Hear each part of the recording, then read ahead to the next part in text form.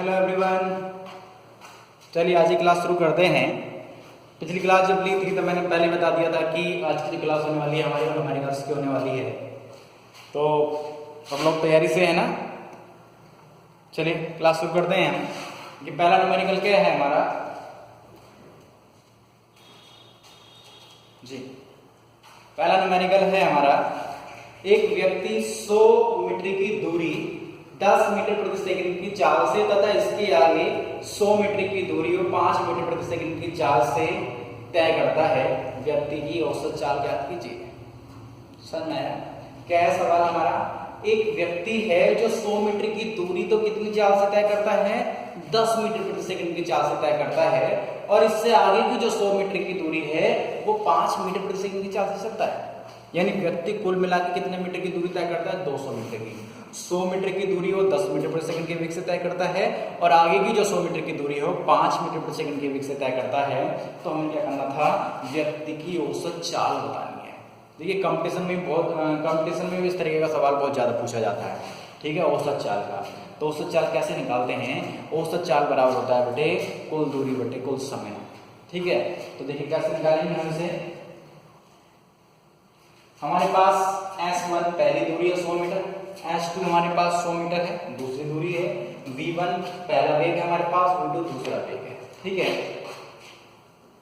तो हमें करना क्या है? औसत चाल का जो बेटा फॉर्मूला होता है हमारे पास, औसत चाल बराबर होता है कुल दूरी बटे कुल समय।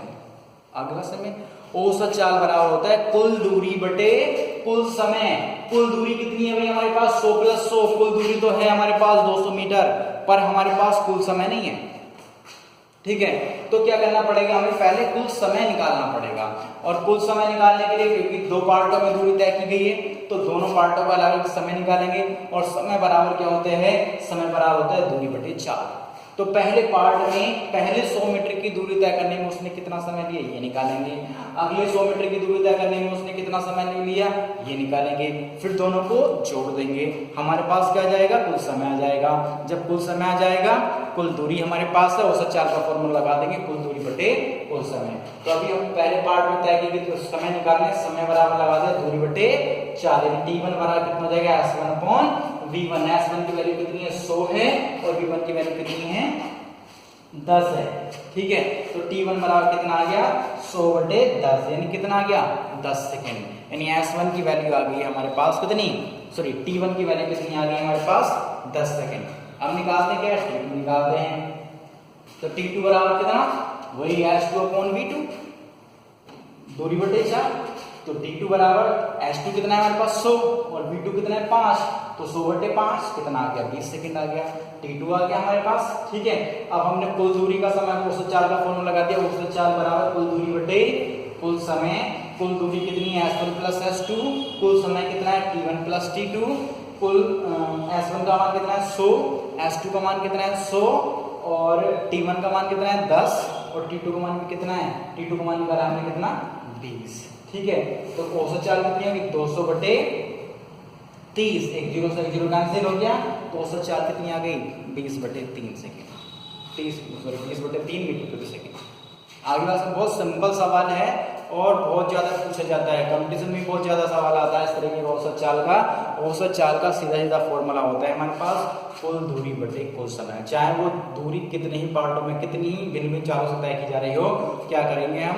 कुल दूरी निकालेंगे और कुल समय निकालेंगे, यानी शुरू से लेकर लास्ट तक पहुंचने में उसे कुल कितना समय लगा है, और फिर कुल दूरी बटे कुल समय लगा देंगे, औसत चाल निकल आएगी। ठीक है, चलिए अगला सवाल देखते हैं। समझ में आया ना?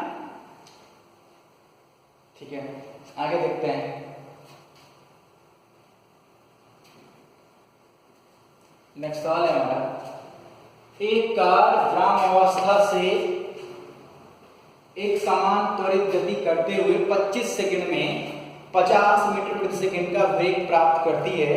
इस समय अंतराल में कार का विस्थापन ज्ञात कीजिए। एक कार है जो विरामावस्था से एक समान त्वरित गति करती है, यानी कार है जो विरामावस्था से चलना शुरू करती है। ठीक है, और एक समान त्वरण से गति करना शुरू करती है, और वो 25 सेकंड में कितना वेग प्राप्त कर लेती है भाई? 50 मीटर प्रति सेकंड का वेग प्राप्त कर लेती है। तो इस समय अंतराल में कार का विस्थापन पूछा है। समझ में आया क्या कह रहा है वो? एक कार ब्रह्मावस्था से, ब्रह्मावस्था का मतलब प्रारंभ में कैसे है, वो रुकी हुई है, ठीक है, यानी ब्रह्मावस्था से गति प्रारंभ करने का मतलब उसका प्रारंभिक वेग कितना हो गया है, 0 हो गया है। तो u की वैल्यू कितनी आ गई, 0। तो u बराबर लिख देंगे कितना, u का मान कितना हो गया, 0 हो गया। वो कह रहा है 25 सेकंड में 50 मीटर प्रति सेकंड का वेग प्राप्त कर लेती है, तो t का मान कितना हो गया, 25 सेकंड हो गया। कितना वेग प्राप्त कर लेती है, 50 मीटर प्रति सेकंड, यानी ये क्या हो गया, इसका अंतिम वेग हो गया। तो v का मान कितना हो गया, 50 मीटर प्रति सेकंड।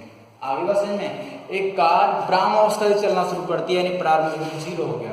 25 सेकंड में t का मान 25 सेकंड हो गया। कितना वेग प्राप्त कर लेती है, 50 मीटर प्रति सेकंड का। तो v का मान कितना हो गया, 50 मीटर प्रति सेकंड हो गया, ठीक है। यानी UTV है हमारे पास, क्या निकल रहा है, निकलवा रहा है कार का विस्थापन ज्ञात करवा रहा है, यानी S हमसे निकलवा रहा है। तो क्या करेंगे अब हम, हमारे पास U है, T है, V है, S निकालना चाहते हैं, गति का समीकरण लगाएंगे, और गति के समीकरण में S कौन से में आता है, दूसरे में भी आता है, तीसरे में भी आता है। अगर हम दूसरा समीकरण लगाएं तो दूसरा समीकरण होता है हमारे पास S बराबर UT प्लस का 1/2 AT स्क्वायर, ये तो होता है ना। तो इसके लिए हमें U चाहिए है हमारे पास, T चाहिए है हमारे पास, T भी है हमारे पास, पर क्या नहीं है, A नहीं। चलो इसे हटा के हम तीसरा लगा के देखते हैं, उसमें भी ऐसा आता है V स्क्वायर बराबर U स्क्वायर प्लस का 2AS। V चाहिए है हमारे पास, U चाहिए है हमारे पास, A नहीं। यानी चाहे दूसरा समीकरण लगाओ चाहे तीसरा लगाओ, हमें A की जरूरत तो पड़ेगी, ठीक है। तो इसके लिए पहले क्या करना पड़ेगा, हमें A निकालना पड़ेगा। अब A कहां से निकालेंगे, A के लिए हमारे पास B भी है, U भी है, T भी है। तो क्या करते हैं, पहले गति का पहला समीकरण लगा देते हैं, V बराबर U प्लस AT। वहां से किसकी वैल्यू निकाल लेते हैं, हम A की वैल्यू निकाल लेते हैं। तो हमने समीकरण लगा दिया पहला गति का, V बराबर U प्लस AT। अब V की वैल्यू रख दीजिए 50, U की वैल्यू रख दीजिए 0 और T की वैल्यू रख दीजिए 25। और किसकी वैल्यू निकाल दीजिए यहाँ से, A की वैल्यू। हमने वही किया है, V का मान रख दिया, U का मान रख दिया, T का मान 25 रख दिया है। तो 25 A बराबर कितना आ गया, 50। अब A बराबर कितना आ जाएगा, 50/25। A बराबर आ गया 50/25, 25 दूनी 50। तो A की वैल्यू कितनी आ गई, 2 मीटर प्रति सेकेंड स्क्वायर। A की वैल्यू हो गई 2 मीटर प्रति सेकेंड स्क्वायर होगा, ठीक है।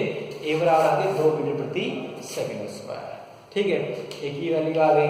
अब करना क्या है, हमें निकालना क्या था, हमें निकालना था S। अब S निकालने के लिए चाहे तो दूसरा समीकरण लगा दीजिए, चाहे तीसरा समीकरण लगा दीजिए, दोनों से निकल जाएगा, ठीक है। तो हम कौन सा समीकरण लगा रहे हैं, दूसरा लगा रहे हैं। S बराबर UT प्लस का 1/2 AT स्क्वायर। U की वैल्यू रख दीजिए 0, T की वैल्यू रख दीजिए कितनी, 25 सेकेंड, प्लस 1/2 E की जगह रख दीजिए कितना, 2, और T की जगह 25 का वर्ग। 25 का वर्ग कितना जाएगा, 625 हो जाएगा। वही हमने रखा है, मान रख दिया है S U की जगह 0, तो टोटल 0 हो गया, प्लस 1/2 A की जगह 2 रखा, गुणा T का स्क्वायर 25 का स्क्वायर, 2 से 2 कैंसिल हो गया। तो S बराबर कितना आ गया है, 625 मीटर, ठीक है। सवाल में क्या है, आसान सा सवाल था। इस तरीके के सवालों में कुछ नहीं करना होता, कर देंगे। ये देखिए पहले क्या क्या मान हमें दे रखे हैं, अपने लिख लीजिए। अब ये देखिए कि निकालना क्या है। अब निकालने के लिए ये देखो कि वो मान जो हमें निकालना है वो गति की कौन से समीकरणों में आ रहा है। अब वो समीकरण लगा के देखिए, अगर वो समीकरण लगाने के बाद उसे छोड़कर बाकी सारे मान दे रखे हैं तो वो समीकरण लगा दीजिए। अगर कोई मान उस समीकरण में ऐसा है जो हमारे पास नहीं है तो पहले उस मान को निकालेंगे। जैसे इसमें हमें क्या निकालना था, S निकालना था। S निकालने के लिए हमारे पास 2 समीकरण थी, दोनों समीकरण हमने लगा के देखा तो हमें दिखाई दिया इसमें कि हमारे पास A की वैल्यू नहीं है। पहले हमें A की वैल्यू निकालनी पड़ेगी। तो A की वैल्यू निकालने के लिए हमने पहले गति का पहला समीकरण लगाया। पहले समीकरण से हमने किसका मान निकाला, A का मान निकाला, और A का मान निकालने के बाद फिर से गति का द्वितीय समीकरण लगा के S का मान निकाल दिया, ठीक है। चलिए अगला सवाल देखते हैं हम।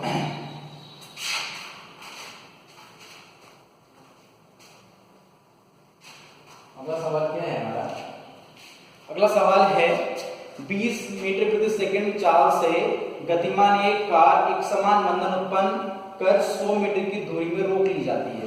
ज्ञात कीजिए कार का मंदन। यानी एक कार है जो 20 मीटर प्रति सेकंड की चाल से चल रही है वो, यानी प्रारंभिक वेग कितना है उसका 20 मीटर प्रति सेकंड। ठीक है, और उस पर जब मंदन लगाया जाता है, यानी उस पर जब ब्रेक लगाए जाते हैं, तो कितनी दूरी में जाकर रुक जाती है 100 मीटर की दूरी तय करने के बाद वो रुक जाती है। यानी s का दूरी कितनी तय कर रही है वो 100 मीटर, यानी s की वैल्यू कितनी हो गई 100 मीटर रुक जाती है। रुक जाने के बाद वेग कितना होगा भाई उसका 0 होगा। इसका मतलब अंतिम वेग कितना हो गया 0 हो गया। तो हमारे पास क्या वैल्यू है, हमारे पास u की वैल्यू है, जितने वेग से वो गतिमान है, कितने वेग से गतिमान है 20 मीटर प्रति सेकंड की वेग से, तो u का मान कितना हो गया 20 हो गया। 100 मीटर की दूरी तय करने के बाद रुक जाती है, तो s की वैल्यू कितनी होगी 100 मीटर रुक जाती है। रुक जाने का मतलब अंतिम वेग कितना हो गया उसका 0 हो गया। ठीक है, तो हमारे पास u है, v है और s है। क्या पूछा है उसने, मंदन पूछा है, a का मान पूछा है। तो अब हम ये देखेंगे कि ये सारे मान कौन से समीकरण में आते हैं। u हमारे पास, s हमारे पास, v हमारे पास, a हम निकालना चाहते हैं, तो ये u, s, b और a कौन सी समीकरण में आते हैं भाई, u, s, b और a कौन समीकरण में आते हैं, ये चौथे समीकरण में आते, सॉरी तीसरे समीकरण में आते हैं। तो क्या करेंगे हम, गति का तीसरे समीकरण लगा देते हैं। ठीक है, गति का तीसरा समीकरण लगाया हमने, v² बराबर u² प्लस का 2as। ठीक है, v की वैल्यू रखो ना 0, u की वैल्यू रखो 20 और s की वैल्यू रखो 100। बस सिंपल सा a का मान निकल जाना है। हमने वही किया, v की वैल्यू रख दी है 20 और v की वैल्यू रख दी है 0, u की वैल्यू रख दी है 20 प्लस 2a, s की वैल्यू रख दी है 100। ठीक है, और इसे उठा के कितना जाएगा 200 को बराबर के बाद जाएगा कितना होगा माइनस का 200 और 220 का बराबर कितना हो गया 400, यानी माइनस का 200 बराबर 400 और a बराबर कितना हो जाएगा, a बराबर हो जाएगा माइनस का 400 बटे 200, 200 दूनी 400। a का मान कितना आ गया माइनस का 2 मीटर प्रति सेकंड स्क्वायर, इसमें स्क्वायर भूल गए। ठीक है, a बराबर कितना है माइनस का 2 मीटर प्रति सेकेंड स्क्वायर। ठीक है, ये त्वरण आ गया, यानी मंदन, माइनस चिन्ह क्या दिखा रहा है, ये मंदन दिखा रहा है, अर्थात वस्तु का वेग लगातार घटता जा रहा है। अगर वेग बढ़ता जाता है त्वरण होता है, उसमें वो पॉजिटिव आता है, अगर वेग घटता है तो मंदन होता है, उसका मान माइनस का आता है। ठीक है, सेकंड पार्ट में पूछा है कार कितने समय में रुक जाएगी, हमसे समय और पूछा है, यानी उसमें मंदन कितना लगाया जा रहा है माइनस का 2 मीटर प्रति सेकंड स्क्वायर का। तो कह रहा है वो कार कितने समय में रुक जाएगी। हमारे पास v है, हमारे पास u है, हमारे पास a है, क्या पूछा है उसने समय पूछा है। तो v, u, a और t कौन से टाइम में कौन से समीकरण में आते हैं, पहले समीकरण में आते हैं। तो गति का पहला समीकरण लगा दीजिए, v बराबर u प्लस a t। ठीक है, v की वैल्यू 0 रख दिया, u की वैल्यू कितनी है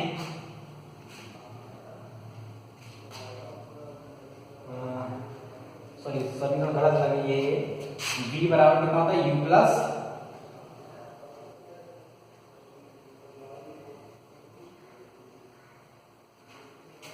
v बराबर कितना होता है u प्लस a t। ठीक है, तो u की वैल्यू v की वैल्यू 0 रख दी है, u की वैल्यू कितनी रख दी हमने 20 रख दी, प्लस a की वैल्यू कितनी रख दी माइनस का 2 एंड आउटसाइड t। ठीक है, अब 2 माइनस का 2t को बराबर के बाद आइए प्लस का हो जाएगा, तो 2t बराबर कितना आ जाएगा 20 और t बराबर कितना आ जाएगा 20 बटे 2, यानी 2 दाएं 20 कितना जाएगा 20 सेकेंड। ठीक है, यानी कार वो 20 सेकेंड के बाद रुक जाएगी। ठीक है, ऐसा में चलिए नेक्स्ट सवाल देखते हैं हम।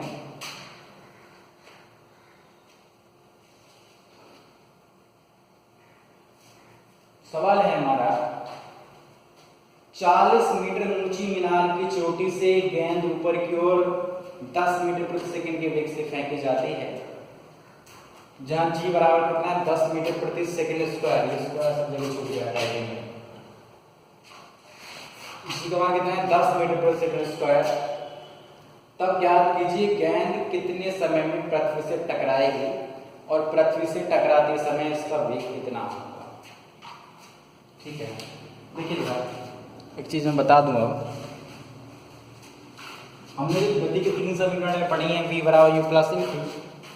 गति का पहला समीकरण है v बराबर u प्लस at, दूसरा समीकरण है s बराबर s बराबर ut प्लस 1/2 at स्क्वायर, और तीसरा है v स्क्वायर बराबर u स्क्वायर प्लस का 2s। ये तो पढ़ा है, ठीक है। ये कब है?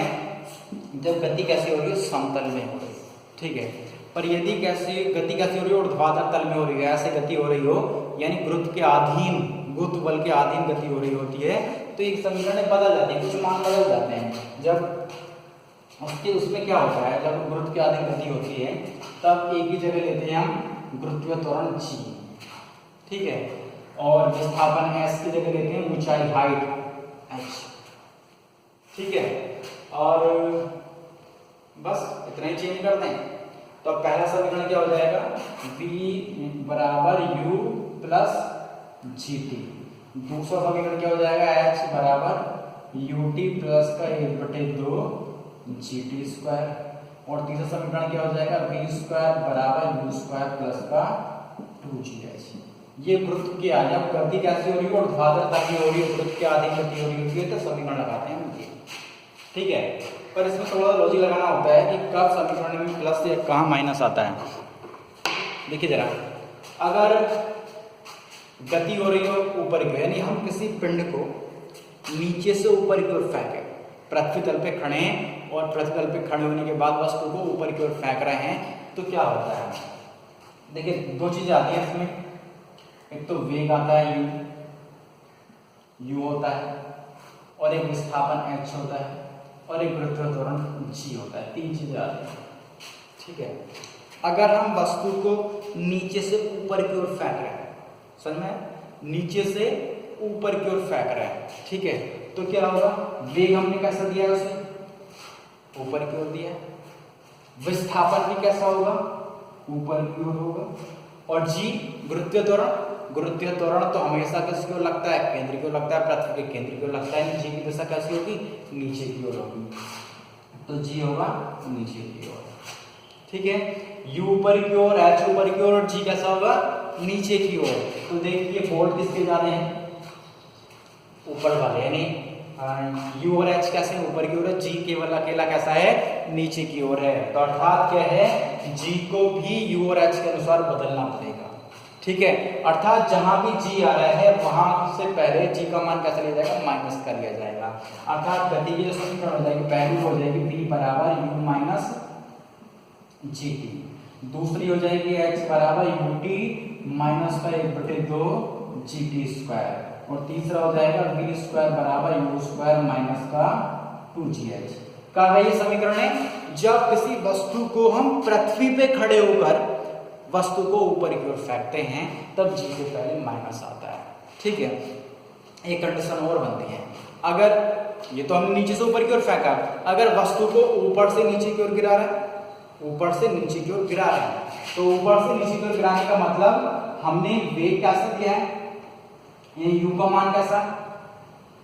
वेग नीचे की ओर दिया, विस्थापन भी कैसा होगा? नीचे की ओर होगा, g भी कैसा होगा? नीचे की ओर होगा। तीनों के तीनों दिशाएं कैसी हैं? समान हैं, अर्थात किसी को बदलने की जरूरत नहीं है, सबके सब कैसे रहेंगे? प्लस के रहेंगे। तब गति की समीकरण होंगी ये, सब जगह प्लस, ठीक है। अगर वस्तु को ऊपर से नीचे की ओर गिराते हैं, ठीक है, तो सब जगह प्लस आता है।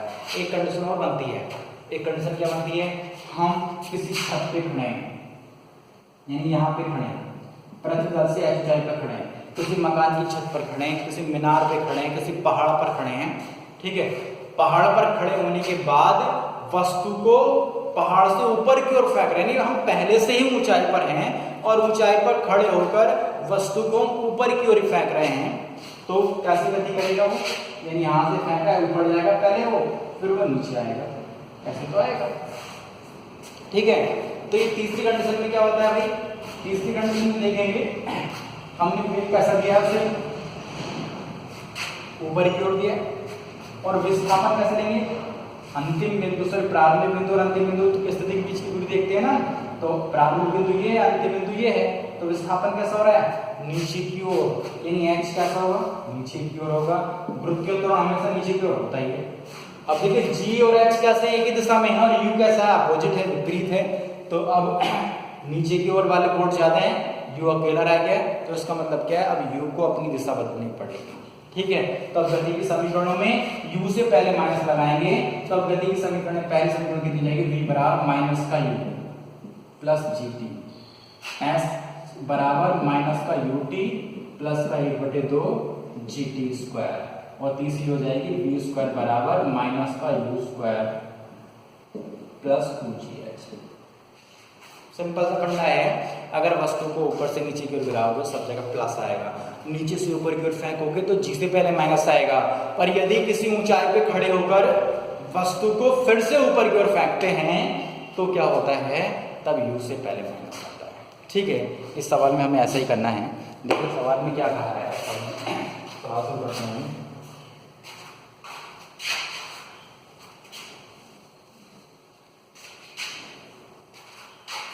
सवाल है हमारा 40 मीटर ऊंची मीनार की, देखिए 40 मीटर ऊंची मीनार की चोटी से एक गेंद ऊपर की ओर 10 मीटर प्रति सेकंड के वेग से फेंकी। थर्ड वाली कंडीशन फॉलो कर रही है ना, मीनार पे खड़े हैं हम, ऊंचाई पे खड़े हैं, कितने मीटर की ऊंचाई पर खड़े हैं, 40 मीटर की ऊंचाई पर खड़े हैं, और ऊंचाई पे खड़े होने के बाद गेंद को ऊपर की ओर 10 मीटर प्रति सेकंड के वेग से फेंक रहे हैं। तब ज्ञात कीजिए गेंद कितने समय में पृथ्वी से टकराएगी। तो हमारे पास क्या क्या है, हमारे पास h का मान है, हमारे पास h का मान 40 मीटर है, हमारे पास v का मान कितना है, 10 मीटर प्रति सेकंड है, और g का मान भी हमारे पास है, g का मान कितना है, 10 मीटर प्रति सेकंड स्क्वायर। ठीक है, h u और g हमारे पास है, t हमसे पूछ रहा है, तो h u g और t कौन से समीकरण में आते हैं, दूसरे समीकरण में आते हैं। h बराबर कितना होता है, ut प्लस 1/2 gt स्क्वायर, समीकरण लगा दिया हमने। h बराबर, मैंने क्या लिखा है, माइनस का ut लिखा है, u से पहले माइनस लगा है क्योंकि हमारी थर्ड कंडीशन फॉलो कर रही है, हम वस्तु को ऊंचाई पे खड़े होकर फिर से ऊपर की ओर फेंक रहे हैं, तो u से पहले माइनस आएगा, तो h बराबर कितना जाएगा, माइनस का ut प्लस का 1/2 gt स्क्वायर। बस मान रखो, सब के उत्तर आ जाएगा। h का मान हमने 40 रखा, u का मान माइनस का 10 है, 10 रख दिया, और 1/2 g का मान 10 रख दिया, तो द्विघात समीकरण बन गई h 40 माइनस का 10t प्लस का 5t स्क्वायर। 40 को उधर लेके जाओ तो कितना हो जाएगा, ये 5t square minus 10t minus 40 बराबर 0। ठीक है, 5 से भाग कर दे पूरे समीकरण को, तो कितना है, t स्क्वायर माइनस का 2t माइनस का 8 बराबर 0। 8 के टुकड़े ऐसे करने हैं जिसका अंतर कितना है, 2 आए, कितना होता है, 4 दूनी 8, बस गुणनखंड करने हैं इसके, t स्क्वायर माइनस 4 माइनस 2 और से t गुणन करके गुणनखंड करने आते हैं सबको। यहाँ से हमने इसका मान निकाल लिया है, t का मान कितना है, t minus 4 bracket t plus 2, तो कौन सा लेते हैं, माइनस वाला लेते हैं, तो t माइनस 4 बराबर कितना, 0, और t बराबर कितना आएगा, 4 सेकंड, अर्थात वो वस्तु 4 सेकंड बाद पृथ्वी से आकर टकराएगी। अब क्या पूछा था उसने सेकंड पार्ट में, कि पृथ्वी से टकराते समय उसका वेग कितना होगा, तो क्या करेंगे हम, अंतिम वेग पूछा है, तो गति का पहला समीकरण लगा दिया, v बराबर माइनस का u प्लस gt, v को v रहने दिया, u का मान माइनस 10 रखा प्लस 10, और t का मान 4 सेकंड रखा। ठीक है, तो कितना आ गया, ये माइनस 10 प्लस 40 कितना आएगा, 30 मीटर प्रति सेकंड, अर्थात जिस समय पृथ्वी से टकराएगी उस समय उसका वेग कितना होगा, 30 मीटर प्रति सेकंड होगा। ठीक है, ठीक है, आज के लिए इतना ही काफी है। सवाल लगभग मैंने जिस मेथड के हैं करा चुका हूँ, अब 2 सवाल मैं देने वाला हूँ अब लोगों को घर के लिए, जो सॉल्व करके मुझे भेजने हैं। ये 2 सवाल हैं, देख लीजिए। एक कण सरल रेखा में नियत चाल 4 मीटर प्रति सेकंड से 2 सेकंड तक तथा इसके आगे नियत चाल 6 मीटर प्रति सेकंड से 3 सेकंड तक गति करता है, कण की औसत चाल ज्ञात कीजिए। दूसरा सवाल है, किसी मीनार की चोटी से गेंद ऊपर की ओर 19.6 मीटर प्रति सेकंड की चाल से फेंकी जाती है, यदि गेंद 6 सेकंड बाद पृथ्वी से टकराती है तो मीनार की ऊंचाई ज्ञात कीजिए। ठीक है, दो जैसे दोनों सवाल हैं, इन दोनों के जैसे सवाल मैं करवा चुका हूँ। ठीक है, दोनों सवाल सोल्व करने हैं और सोल्व करके मुझे भेज रहे हैं। ठीक है, चलिए, थैंक यू।